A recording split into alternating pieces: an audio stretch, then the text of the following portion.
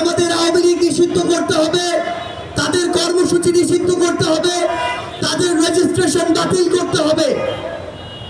কিন্তু আমাদের জায়গা থেকে এই কথাগুলো এই মঞ্চে আজ কেন দাঁড়িয়ে বলতে হচ্ছে? আজকে যদি আমরা এর পিছনে সরাসরি কারণগুলো দেখি, আমাদেরকে এই আওয়ামী লীগ নিষিদ্ধ না করার জন্য বিভিন্ন মহল কি কি কারণ দেখাচ্ছে, পায়তারা দেখাচ্ছে। তারা আমাদেরকে শোনায় যে বহির্বিশ্বে তাদের ইমেজ ক্ষুণ্ণ হতে পারে। ওই স্টেক হোল্ডার, ওই তথাকথিত বিভিন্ন মহলকে আমরা বলতে চাই, বিগত 16 বছরে যখন পিলখানায় হত্যাকাণ্ড হয়, যখন শাপলায় হত্যাকাণ্ড হয়, যখন শাহবাগে, যাত্রাবাড়িতে, শনির আখড়ায়, উত্তরে হত্যাকাণ্ড হয়, তখন এই বহির্বিশ্ব কোথায় ছিল? তারা আমাদেরকে ওই পশ্চিমাদেরকে দৃষ্টিভঙ্গি দেখায়। ওই পশ্চিমাদের দৃষ্টিভঙ্গি কোথায় ছিল যখন হেলিকপ্টার থেকে গুলি করে আমাদের ছোট্ট শিশুদেরকে হত্যা করা হয়েছে?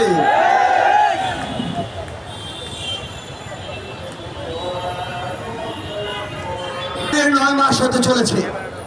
আজকে আমাদেরকে কারণ দেখানো হয় কিছু মহল থেকে যে যদি এই বাংলাদেশের আগামী নির্বাচনে আবার আওয়ামী লীগ না আসে, তাহলে ওই ভারত কি না কি মনে করে বসে, যেহেতু ভারত আমাদের 3 দিকে আছে।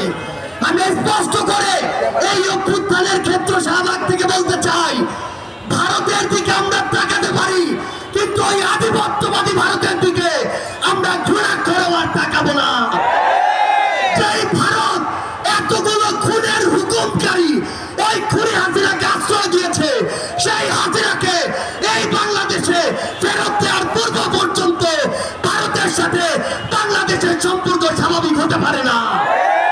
হাতা কলমের সম্পর্ক আর জনগণের সম্পর্ক কোনোদিন এক হতে পারে না।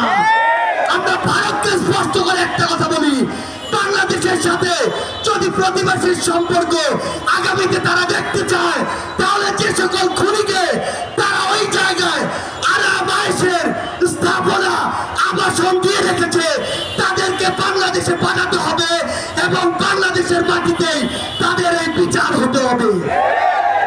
আজকে থেকে 10 মাস আগে বাংলাদেশের অধিকাংশ মানুষ তাকিয়ে থাকতো কখন বাংলাদেশকে বিভিন্ন জায়গায় স্যাংশন দেওয়া হবে, কখন আমেরিকা হস্তক্ষেপ করবে, কখন হাসিনা মারা যাবে, কখন পরের ইলেকশন আসবে, তারপরে তারা মাঠে নামার প্রস্তুতি নিত। কিন্তু যেই ছাত্র জনতা রাজপথে নেমে জীবন দিয়ে এই খুনি হাসিনাকে দেশ ছাড়া করেছে, তাদের জীবনের এই যে হত্যাগুলো, এগুলোর বিচার হওয়া পূর্ব পর্যন্ত বাংলাদেশে অন্য কোনো কিছু নাম নেয়া এই অন্তর্বর্তীকালীন সরকারের মুখে মানায় না। রাজনৈতিক দলগুলো আজকে সময়ের বিবেচনায় প্রতিযোগিতায় নেমেছে, আগে সংস্কার নাকি আগে নির্বাচন।